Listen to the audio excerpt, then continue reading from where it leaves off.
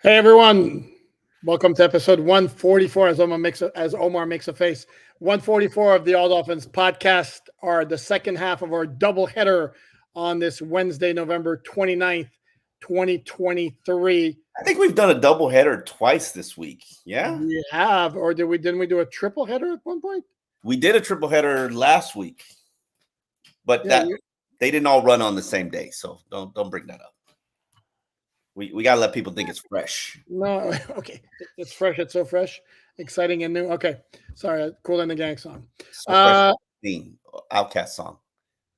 Oh, see, mine was Cool in the Gang. So anyway, earlier today we recapped the Hard Knocks episode 2. Today we're going to talk about the injury report and everything else that happened today. Before we do that, however, number 44, we will go with a running back who only played one season with the Dolphins, but however is noteworthy for a couple of reasons.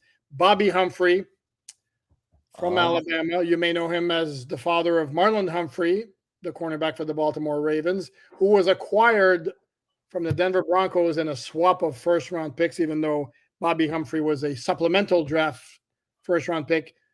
Dolphins sending Sammy Smith, their running back from Florida State, who kind of had a rough go of it with the Dolphins, to Denver. The Dolphins got Bobby Humphrey. Didn't Bobby Humphrey have a rough go of it with the Dolphins as well? He did.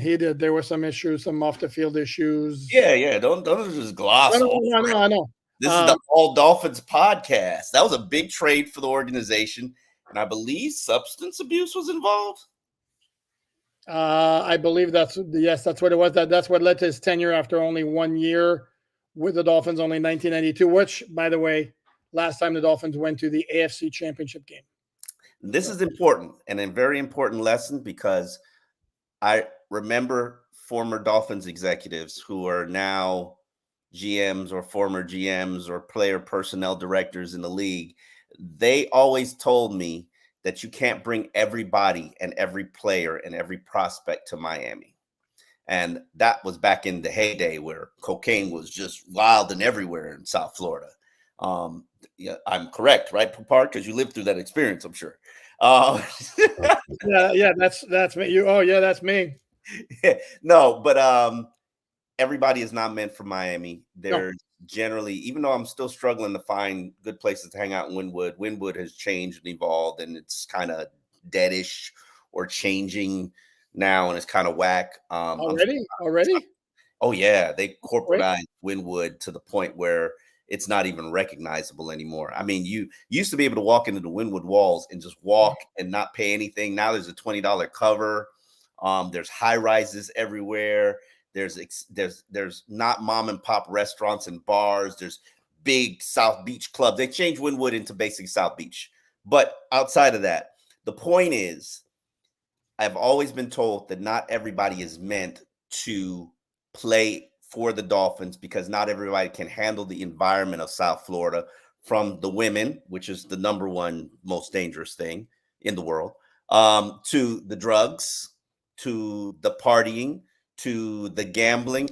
I remember there was one linebacker, and I won't mention his name, that I thought had all the talent in the world. An inside linebacker who was probably one of the best raw, talented athletes that I ever saw, made the squad as an undrafted player. And ultimately, he was cut mid-season.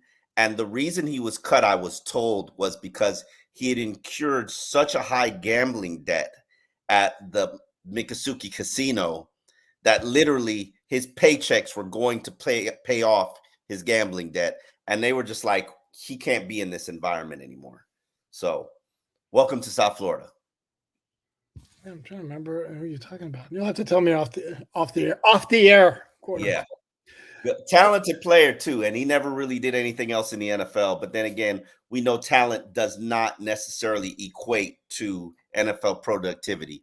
I put it this way, and I learned this from Brian Hartline: talent plus intelligence and plus hard work and dedication equates to superstarness. Everybody has talent in the NFL. Not everybody has the intellect, and certainly not everybody has the work ethic. That is true. Very true, my friend. Okay, now we're going to segue that into the injury situation here And on this. I'm curious to see if anybody in the comment section can guess what player it was. But the part where you kind of throw it off is you're talking about how talented he was, and then you throw in he was an undrafted free agent. Yeah. How talented was he if he was an undrafted free agent? He was an undrafted free agent because he had all kinds of problems. And I'm not talking about Chris McCain. Because I mean, same category-ish kind of situation. There are so many talented players that don't make it not because of talent. Is No, correct. yeah, Correct. yeah. Okay. Moving on to the first injury report of the week for the And it's game. a long one. Yeah, and it includes 4 guys who pulled a DNP on Wednesday, and they're kind of 4 big names. Not a big deal, Oh, though. like I said, there are no big names at all. I Okay, didn't say it was a big deal. I said there are 4 big names who pulled the DNP. We don't know if it's a big deal yet. It's too early. Too early, exactly. Wednesday, the DMPs on Wednesday are not a big deal. The DMPs on Thursday now, hoo-hoo-hoo. The DNPs on Wednesday indicate situation to keep an eye on. The DNPs on Thursdays after Wednesday goes, uh-oh. And the DNPs the whole week is like, oh, yeah, not good. So do you have the list in front of you? Do Has I have McDaniel played a guy who didn't practice all week this season? You would know this. I would hold it. I would. You know why I would? Because I have the list here, the entire year of injury reports. So go ahead and talk. Yeah, okay. Well, let me run down this while you look through that. There you go. You're fading away, Alan Poupard. You just disappeared. There you go. Welcome back. Tyreek Hill practiced with an ankle. We all saw that he suffered an ankle injury yesterday. In Friday's game. Javon Holland. What is with that sound? Javon Holland. That's one of my cats. Cat person here. For those in the comments after the Hard Knocks live recap episode, yes, cat person here. Cat Anon. I'll sick them on you, Omar. Go ahead. Whatever. You can keep your cats. Javon Holland is on the injury report with knees, plural, not knee, knees. That's very interesting. From carrying the 98-inch TV he got for his pick 6. And if you want to read more about that, you can see it on alldolphins.com. A 98-inch TV, that's a huge TV. I don't even know if most people have living rooms for 98-inch TVs, but I'm sure there are people in.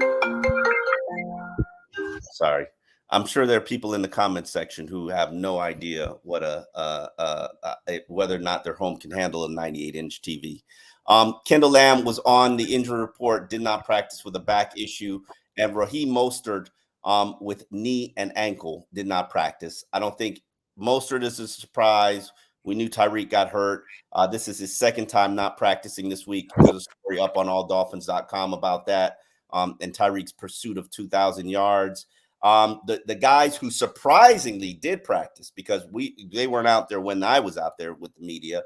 Teron Armstead, who showed up at practice apparently and practiced despite the knee and quadriceps injury. And there was another guy who Durham Smythe.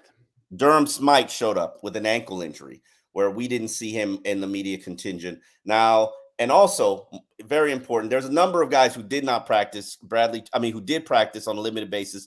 Bradley Chubb with the knee, Blake Ferguson ankle, Robert Hunt hamstring. We all know Robert Hunt's hurt. Foot and ankle for Alec Ingold. The ankle is new. Robert Jones knee, that's old. Connor Williams limited with an illness. That's new. And Tua was full with his right arm laceration, which he had surgically repaired. Stitches to repair. Surgery. Ah! Oh, actually, I've had surgery I've had plastic surgery. Yes, it is surgery. Stitches are surgery, sir. Just so you know. Okay, technically, but come on. Really? No, it's a big procedure. I paid big money to have this gash in my forehead closed. So yeah, it's still surgery, sir. You still got to go under knife, anesthesia, all that kind of good stuff. But anyway, the biggest thing for a gash on his arm. You think he actually went? No. He said it was a good amount of stitches, but that was not surgically related. They probably just shot him up a little bit. Okay. Or put some numbing cream there. Tua's a tough guy. Important to mention, Chris Brooks opened up his window to return from IR. That's Poupard's big physical bruising rookie running back who hopefully can help the Dolphins get some short yardage gains. Now, because of that decision, and I think was the right decision, the Dolphins only have one IR to return spot available. Now, they've only got 6 games left. So, I mean. And here's the other thing, too, is if somebody sustains an injury in the next 2 games, they don't have to go on IR. You can keep them on the 53 until they get healthy, and then you play basically with a 52 player roster. You're sitting 5 or 6 guys every game anyway, so I don't think it's as big of an issue as a lot of times it's made out to be. Like, you just want your Chris Brooks back. No, but I have read like so often, like in the past 3 weeks, oh my God, Dolphins only have 2 spots set. Dolphins only have 2 spots left. It's like, again, there are ways around that. I think it was overblown. And yes, yeah, I do like me some Chris Brooks. I like the kid. There's something there. Is he going to make a big difference in short yardage situations? Dude, it's not like he was using that in that role before he got hurt, if we're going to be honest about it. I mean, does it mean, listen, the way Mike McDaniel addressed my question today about the short yardage situation, which I will write about later on alldolphins.com, which you can find all your coverage for Dolphins information for free right there at alldolphins.com, as you see. Mike gave himself 50 lashings and basically acknowledged that you didn't take that from today. He basically spent 3 minutes saying nothing. Like, with the play call, if the play call doesn't work, it's on me. No. He didn't answer your question. That's not true. Go ahead. He chastised himself. He said, basically, if we're in the bottom of the league for basically 2 straight seasons in this, clearly I'm not doing something right, and it's something that we need to address, and we will address, and that's part of the practice. We are working on it. He also said flat out, I don't know the exact wording that he used, I tweeted it, but I need to commit more to the runners, helping us out on those downs and those situations. And I think it's scheme, play selection. You have a fullback. You're one of the few teams with a fullback. I'm sure he'd love to try one of those 4th and short attempts. But then I also think there are other variables that come into it, including the offensive line. So do I feel good about running a 3rd and 1 and a 4th and 1 with Robert Hunt out the game? Not really. Here's the thing, and I don't recall seeing it this year, and I do recall seeing it last year, unless my memory fails me, and that happens at my age. It's called dementia. It's called being old, isn't it? I recall last year a lot of plays on 3rd and 1. Not a lot, because they passed more often than they should have, in my humble opinion. But plays with Alec Ingold leading the way on 3rd and 1 or 4th and 1, or Durham Smythe being involved in the backfield as well. Why have we not seen any of this? No, they don't have the Philadelphia Eagles offensive line. Only the Philadelphia Eagles have the Philadelphia Eagles offensive line. Now that's some deep football knowledge right there.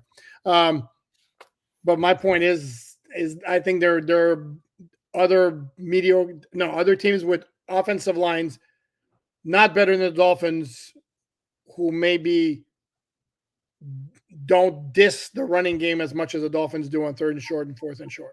Okay. And they do badly. That's fair.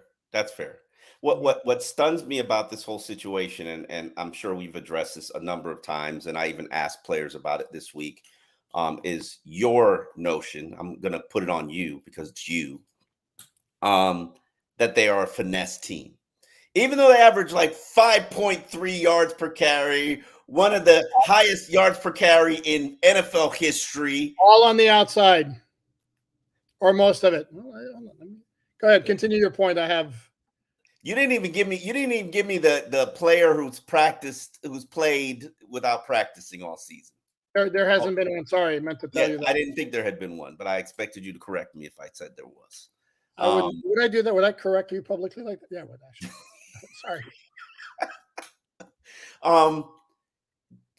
And I hate the fact that you say that, and I acknowledge it and sort of conceded to you about them being a finesse team earlier on the podcast, maybe episode 133 or something like that, begrudgingly, because I was like, you know what? I know they can't run it when they need to run, but they run the 4-minute offense beautifully and can finish off drives and finish off games. And they've done that on more than one occasion. Their 4-minute offense, and for those who don't know, 4-minute offense is basically an offense that is going to run and eat up the clock.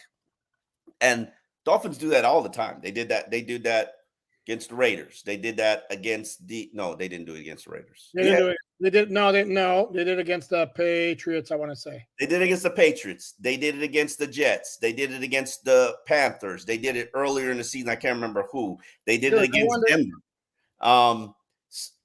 They're good in the 4-minute offense. So you're basically not getting them off the field. They're going to gain yardage and convert third downs. So it's not all exclusively run. So, but my point is, when you are a good 4-minute offensive team, you should be a good running team. You should, because teams know you're trying to run. So they're locking down to stop your run, but somehow this team just isn't. I threw the numbers at McDaniel, and then he was like, "Oh, give me more." Like, oh, don't stop with the, don't stop with my shame of 3rd and 1 or 3rd and 2 struggles. Give me the 4th down struggles too. Yeah. And that's why I say he took the 50 lashings quite well and acknowledged that, like, yeah, I mean, if we're going to say what is holding back this team, turnovers and their short yardage conversion issues. That's about it. What else you got? Well, I would rephrase it to say is what could hold back this team. Right, they're 8-3, so not a ton has been. Holding but I think they would be better than 8-3 if they actually didn't have turnovers and could convert in short yardage situations. Like, I believe part of the reason that the Philadelphia Eagles just won that game was because they converted 4th and 1 with the tush pushes, extending drives, owning time of possession, and then through that turnover with the game in the balance. Like, that's me. And turnovers killed them against Chiefs. I would say the only team that really beat them was the Tyreek turnover. Yeah, the Tyreek turnover. But I look at the 3 games they lost to me. The KC games one that they easily, if not, should have won.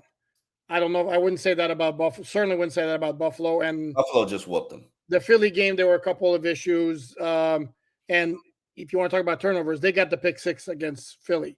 I think in terms of yardage, it was pretty slanted. Now, the officiating completely sucked towards the Eagles. We don't necessarily want to put a whole lot on the officiating. I think that one, I think you could say maybe the Eagles deserved it. I think Casey's a game the Dolphins easily should have won, maybe should have won. And that to me wasn't so much about anything other than they didn't close it out. They had 2 drives that got into KC territory, down 7 in the 4th quarter, and they couldn't finish either one of them. But to your point, yeah, I do think at some point they would make life easier on themselves when the big boys arrive, which is Dallas, Baltimore, Buffalo, converting those 3rd and 1s and 4th and 1s. Is that what we're calling it? The big boys? When the big boys arrive? Well, certainly not Washington, Tennessee, and the Jets, if we're going to be honest about it. I didn't even know Tennessee was a Monday night game. Because I'm locked in and I'm on that week. I was like, I just found out today it was a Monday night game. And by the way, and did you also know that this week's the first year that they have Monday Night Flex? And today was the deadline for that game. If it was going to be flex, today was the deadline. They didn't flex anything. They didn't flex it. And it's one of 2 Monday night games that night. The other one is Green Bay and the Giants. Yeah, but that one's not getting that one's not getting flex because it's New York and the Packers are the big follow. Green Bay and the Giants? Who wants to watch that? Anyway, there's 70 million people from New York and the Packers fans. Wow. And they're at the same time, by the way. And literally at the same time. They didn't stagger. It's not one of those staggers. They're both at 8:15. So I'm going to be curious. So it's coming on ABC and then ESPN's carrying the other one? Correct. Dolphins, Tennessee are on ESPN, Green Bay Giants on ABC. Now I'm going to be very curious after the fact to see which game gets better ratings. I don't even think it's close. Oh, dude! Again, half the world's from New York, and then the Packers have the tradition. Tennessee's not going to draw numbers. The Dolphins are going to draw numbers, not Tennessee. Okay, you're right. And I believe there's a possibility that they will flex the Raiders game, from what I've heard. What Raiders game? Sorry, the flex the Ravens game, not Raiders. Oh, funny you should ask. Would you like me to get into that? I've written about this a couple of times actually. I would like you to get into it. Because this is the New Year's Eve game. Mm-hmm. Currently, it's Green Bay at Minnesota. Again, you got the Green Bay factor. Minnesota's not a national draw. They are in playoff contention, so maybe they leave it alone. But CBS, which can only protect one game per the new rules, has Cincinnati KC, which currently is their doubleheader game, or Miami at Baltimore. So now, earlier on, I would have told you, like, the Green Bay Minnesota is like, to me, if Minnesota stays in contention with the Green Bay pull, especially if they're also in playoff contention, they may just leave it alone. Okay. But Dolphins Ravens is that's a juicy matchup, and it could be that CBS will go. Let's put that one at 425 instead of Cincy at KC, which is no longer. But it's no longer a great matchup, except you have the Patrick Mahomes factor. The Chiefs are a big national TV draw. Yeah. Okay. We'll see. We'll see what happens. We'll see. Okay. Sorry. Sorry, I couldn't help myself. Let's get into the Washington Commanders game. I am of the opinion that Miami could be in trouble with guarding their offensive tackle situation on Sunday. Here's the reason I say so. Kendall Lamb obviously probably needs rest. We don't know if he's the type of performer who can go out there and play injured and also play without practicing much for the week. And then we get to Teron Armstead, who, based on my eyes and my obsession with offensive linemen, and everybody in the world who knows me knows I am obsessed with trench play, that wasn't Teron Armstead. And if you give me a repeat of that, then I'm shutting you down for probably not 1, but 2 weeks. I'm shutting you down till December 24th, because if you're going to have a chance to be the team that you have the potential to be, you need a healthy Teron Armstead. The stakes get raised, the players get better, and you can't have a 40 to 70% Teron Armstead out there. So if it were me, I mean, we're going to closely watch this on Thursday.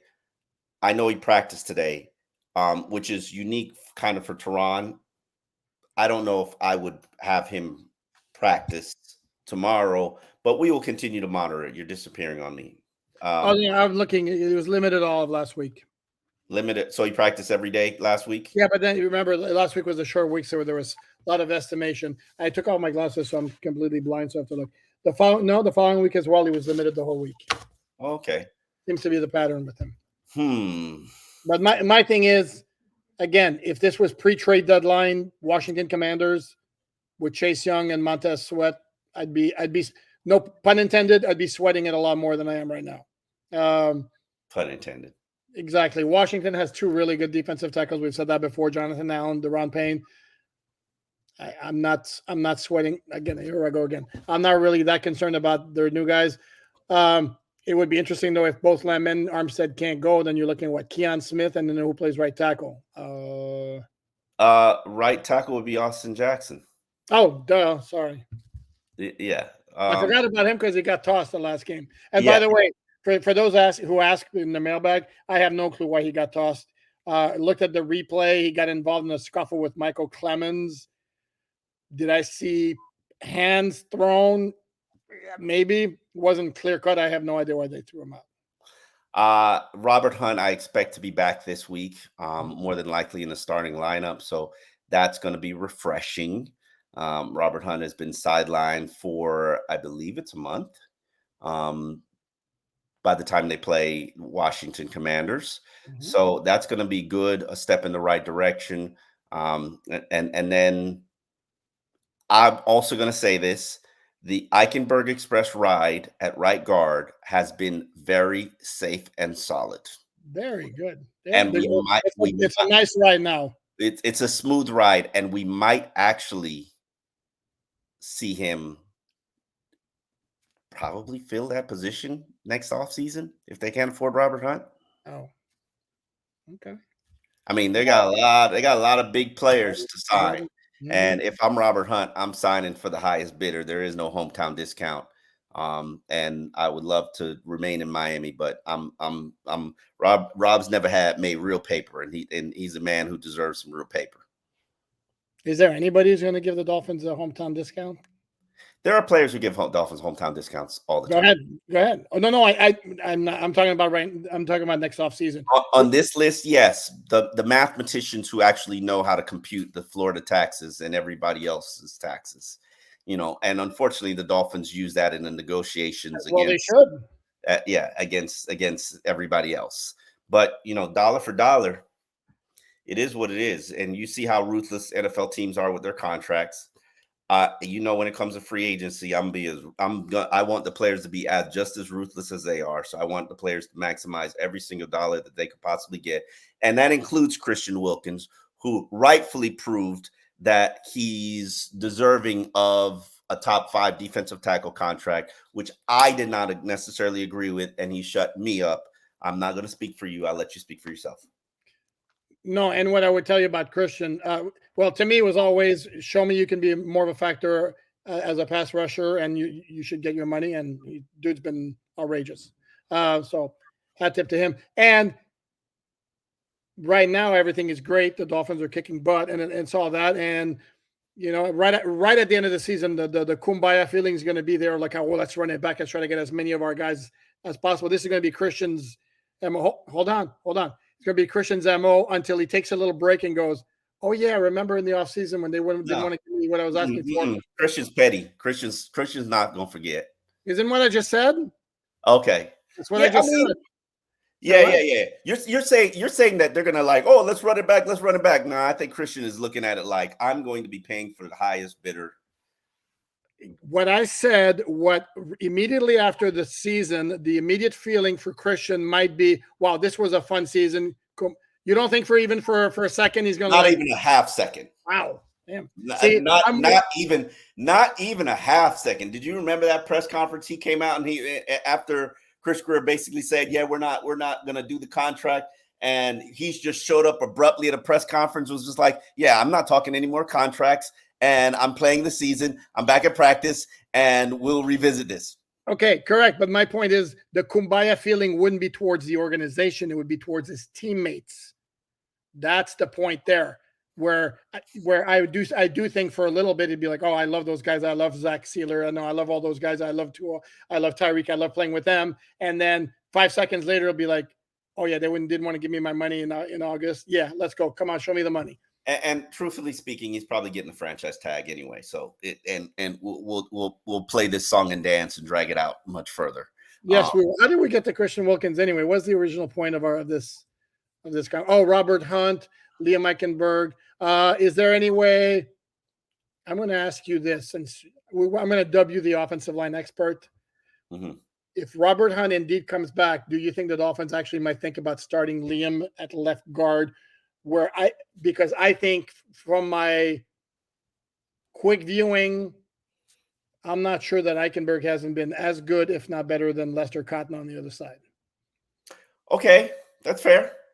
That's absolutely no question. I think he's outperformed Lester Cotton on the other side at right guard. But I think right guard is the spot where he feels the most comfortable. And I'm not interested in moving him around. Like, I hate sitting here talking about Liam because there's no reason to talk about him right now because he is not an issue. The Eichenberg Express has not bright lined it. They've gotten to their destination. No cars have crashed into it. Like, it's safe. But he's been unstable and uncomfortable at so many spots. He's finally comfortable and finally playing well. Why mess with it? Yeah. Yep. Why would he even mess with it?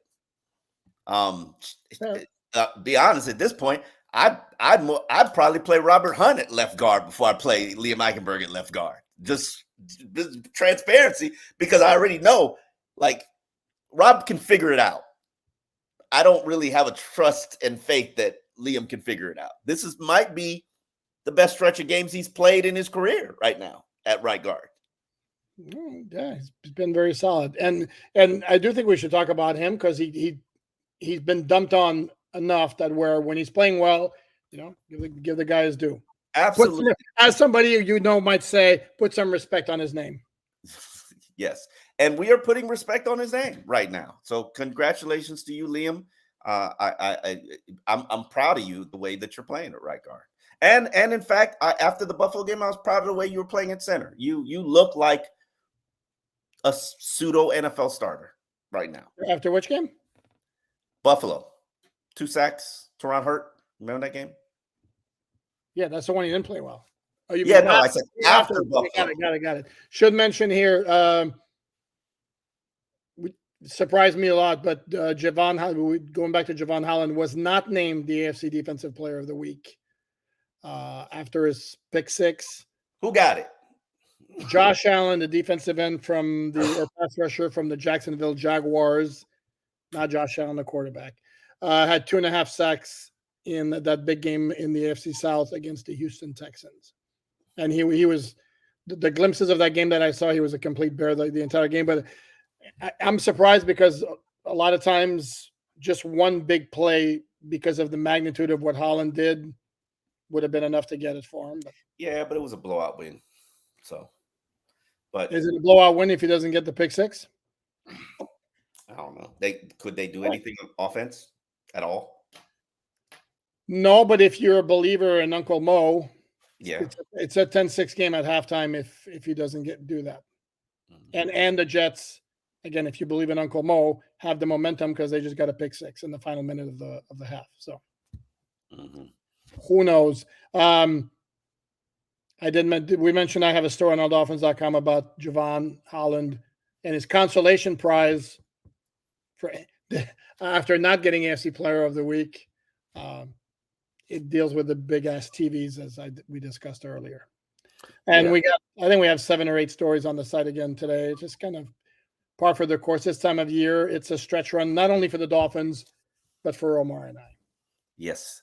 And you can find all of that coverage at alldolphins.com. We will be back tomorrow to discuss the first impressions of Jason Pierre-Paul, who practiced today, but I'll save that for tomorrow.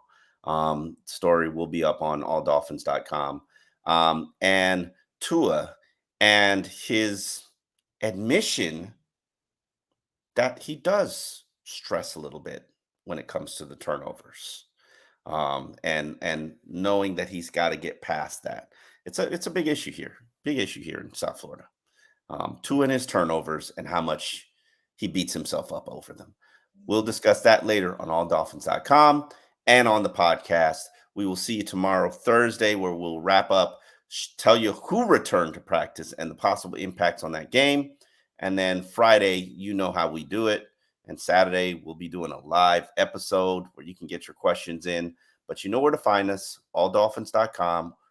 Ask you to like, subscribe, share with a friend, rate us on the audio version platform so we can get our 5-star rating. Hopefully, I don't want to influence you, but 5 stars would be nice. 5. So, yeah. Your fingers disappear, so it looked like... I know, it doesn't work, does it? Okay. Yeah. All righty. Omar said, and thanks everyone for watching. Thanks for watching. We'll see you tomorrow.